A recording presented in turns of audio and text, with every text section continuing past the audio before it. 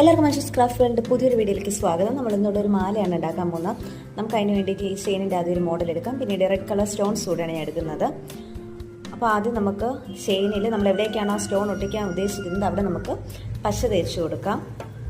സ്റ്റോണിൻ്റെ whole ഈ ചെയിനിനെക്കാളും ചെറുതാണ്, അപ്പോൾ നമുക്ക് ഇതിനുള്ളിലേക്ക് ഇൻസേർട്ട് ചെയ്ത് കൊടുക്കാനായിട്ട് പറ്റത്തില്ല. അതുകൊണ്ടാണ് ഇങ്ങനെ സ്റ്റോണ് നമ്മളിതിലോട്ട് ഒട്ടിച്ചെടുക്കുന്നത്.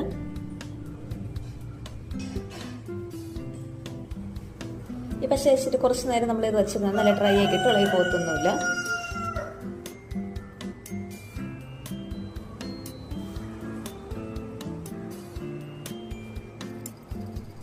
ഇനി നമുക്കൊരു ലോക്കറ്റ് കൂടെ ഉണ്ടാക്കിയെടുക്കാം.